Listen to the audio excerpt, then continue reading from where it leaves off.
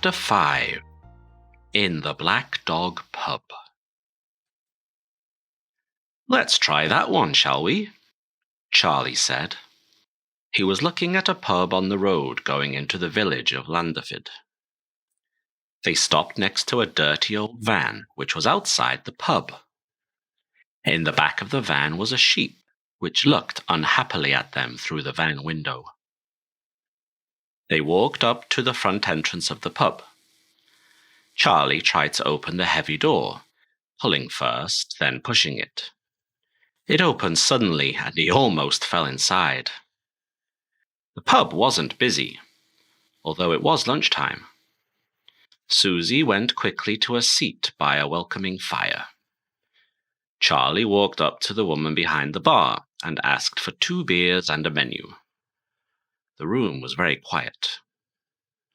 A man at the bar watched as Charlie sat down opposite Susie. After a while, he turned back to the landlady behind the bar and started talking to her, speaking in Welsh. Susie and Charlie studied the menu, while the strange sounds of the foreign language made it hard to think. Looking up for a moment, Susie's eyes were caught by a picture on the other side of the room. In front of dark moonlit hills, a black dog with strange red eyes was looking at her. As she studied the picture, a man who was sitting below it stood up. He walked slowly towards the bar with his empty glass. He looked across at Susie. He had dark graying hair and very white skin, like a plant that has grown without light. She found herself looking into his clear blue eyes. She had an uncomfortable feeling that she knew him from somewhere. Suddenly, she did not want to be there, in that pub in Wales. "Same again, Richard?" the landlady said to the man. "Yes, please," Richard replied. "Problems, Tom?" he asked the man at the bar, a farmer. "I'm afraid so, yes," Tom answered, in English now. "Found 2 of my sheep dead today. Looked terrible, they did. Tongues gone, ears and noses bitten off. Never seen anything like it." His voice became quieter, and no blood. There was no blood, not on the ground, not on the body. "It was probably just a fox or a dog, wasn't it, Tom?" the landlady said. Tom, the farmer, shook his head. "Oh, no," he said. "There's no animal on earth that kills like that."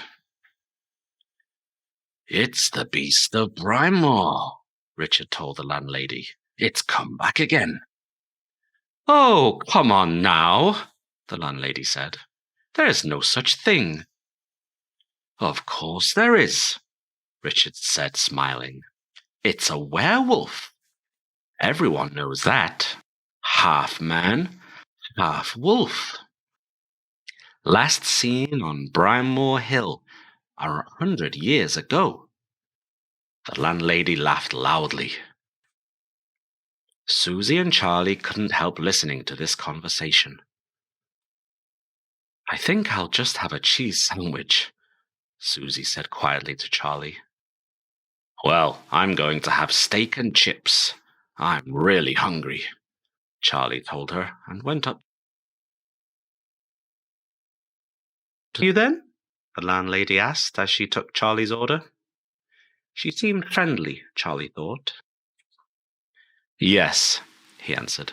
"We're staying up at Kingaudie House for a couple of weeks." "Aha, on Brimore Hill." She smiled and looked at Richard and Tom. "They'd better watch out for the beast of Brimore then, hadn't they?" Richard laughed. Tom didn't. "It's no joke," he said in a low voice. After lunch, Susie and Charlie went into the centre of Landerford. It was a quiet little village, with only a few shops, a small supermarket, a post office, a tea shop, and a shop which sold presents for holidaymakers to take home. Susie wanted to look in the tourist shop. She bought a plate with a red kite on it. It was getting dark by the time they arrived back at Kingordy House, but the wood fire was still burning and the house was warmer. "Okay, what are we going to do now then?" Charlie said. He was not used to being on holiday. Usually, he spent most of his waking hours at work, always on the phone, talking and talking, or on the computer. He never stopped moving. Susie began to put their shopping away in the cupboards in the kitchen. "I'm tired," she said after a while. "I think I'll lie down for a bit. Let's have something to eat soon and have an early night, shall we?" Charlie went outside to get in some more wood. The cold November light was beginning to go. Above the hill, the red kites were still flying round and round. To the east, a full moon was rising slowly up into the night sky. Charlie was surprised to see that this moon was an orange-red color, not the usual yellow-white. He remembered the words, "a hunter's moon," from when he was a child. Was this a hunter's moon? That is the end of chapter 5. Interesting developments. The people in the local town have an idea of the beast. Is the Black Dog pub important? Is the name important? Is the picture on the wall important? I look forward to talking with you about this in our next class. Thank you for listening. Bye-bye.